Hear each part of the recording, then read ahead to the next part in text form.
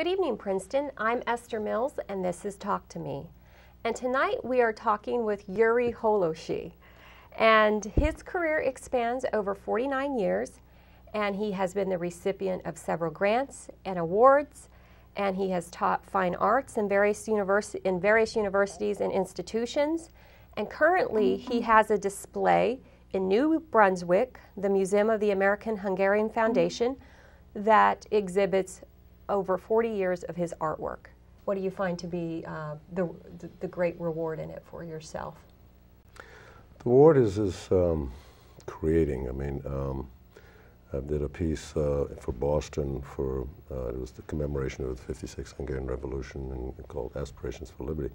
And that particular work, I have given people a kind of a spirit through my work that they all seem to relate to.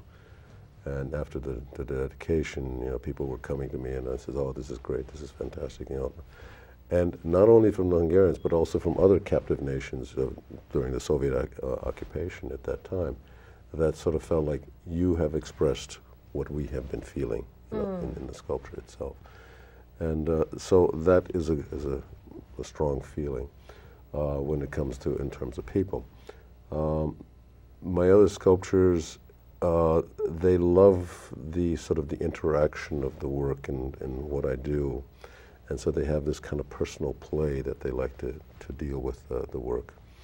On my own personal self, I feel like I've stepped into other venues and I like reach into other areas. And my paintings right now have kind of, which they were dormant for a long period of time and now it's just sort of come out. I'm sort of like a feeling I'm playing with music. You know, using my paints as music, you know, in that sense. Well, you seem to, as I read, focus on the human form. Yes. Tell us about that, and particularly even the female figure.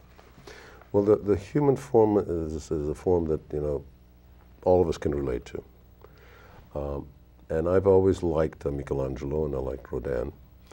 And as I began to study Rodin a lot more extensively, I sort of hooked in with this poet, German writer, Rainer Maria Rilke.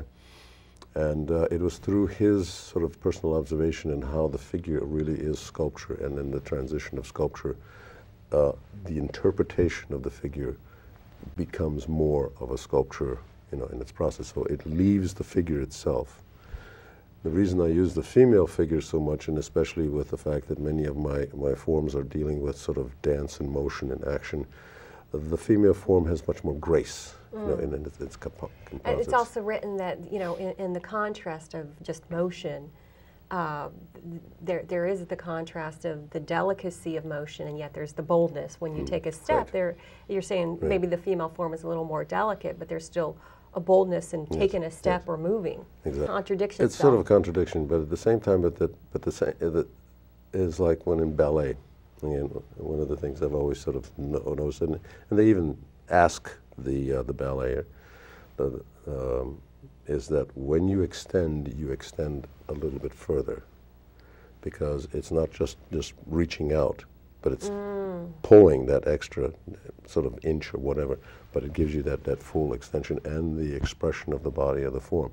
And that's what I kind of try to do with some of my sculptures, is that same kind of essence of what a ballet person in its dance wants to express. The females in ballet do it a lot more than the males. The males are more sort of the backup in that sense, but it's really the female that is out there when we go see a production of that nature. And also in your work, you don't have really a top or a bottom, a traditional top or bottom. It's almost as though the sculptors are inverted or put, you know, inverted to the right side or the left side, and if you look at it from different angles, you get a completely different feel for that piece. And that was something I picked up as I was working with forms. I mean, originally I had been sort of singular, and many sculptors sort of deal with it on a singular basis.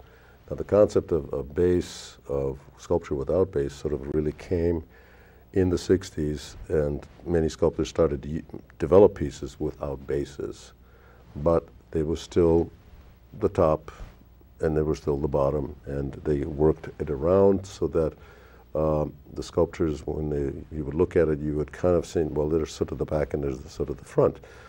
But even as we are standing, okay, yes, if we stand perfectly straight, okay, you have a front and a back and a side, right?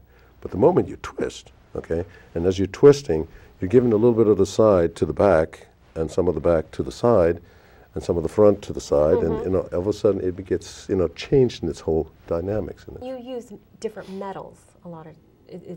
What type of metals? Well, do you metals I've use? used is bronze, and I also use cast iron. And cast iron I've used. Is that because they're more weather? They can handle the weather? Because does that have anything to do with that? Well, bronze is much more malleable, and I like it because I can do different things. I can sort of run it across the forge and change it. And I do like to change things because I also play the game of what comes out of the foundry. What I have in wax gets changed once it comes into metal. So I may go through a little bit of warpage or, you know, shifting, or it may not get cast. So as I only end up with a few things in it, I accept whatever is given to me, and I use that in my continuous composition. The first one is the exhibition, which is up in New Brunswick. This is the pack room section, which you have all the different portraits and various compositions that sort of deal with portraits. There's a portrait at far distance of Isaac Whitkin. He's a sculptor that passed away a couple of years ago, and Grounds for Sculpture right now is asking me to do a large interpretation of his head for the grounds. And that was just one of the, and this is the main room area where many of my sculptures, and you can see one of my paintings off in the distance. You can see the suspended emotion in that particular piece right there. What we've been talking about, the suspension in motion and not having a back or a front. This is Aspirations for Liberty in Boston. The downtown area in the business district. Mm-hmm. And what is that again? Aspirations for Liberty. It's the commemoration of the 56th Hungarian Revolution. Oh, okay. This is Full Moon. This particular sculpture here can have like 14 different positions that it can go into and change. And so each time... So are they displayed 14 different ways? Do they rotate that at the museum? At the museum, there are like little blue dots on the pedestals. Uh-huh. And so when you go over there, then you can take the sculpture and you can begin to move it around. So it's kind of interactive. It's an interactive kind of a process. Now this is called Summer's Gala. That's a beautiful painting. Thank you. And this is the one when there's a detail of it where in terms of is that the overlapping in it, it's not necessarily painted. It is like splotches of paint where I was using spatulas coming down. I was also using, because I had rubber gloves on, I was using my fingers and kind of moving paint with it as well. And just letting thick layers begin to develop. And when I finished that particular painting, I was like, because there was music constantly going on in the studio, but also in my head, and I said, like, what composition would I fit this particular painting? And as I was thinking, Dvorak's New World Symphony, because that everything in terms of the dynamics of what was going on and the subtleness of the movements. So the music influenced the work as you were creating it. Very much. Yeah. And I sort of feel like, you know, that music is in part of that particular composition. That's which, fascinating. Yeah, one of the paintings in the exhibition, I very specifically called it Allegro, which is a much more milder and softer in its form. And we have another sculpture up there. Yes, and that particular piece is called Kathy B., which is on display at the Grounds for Sculpture.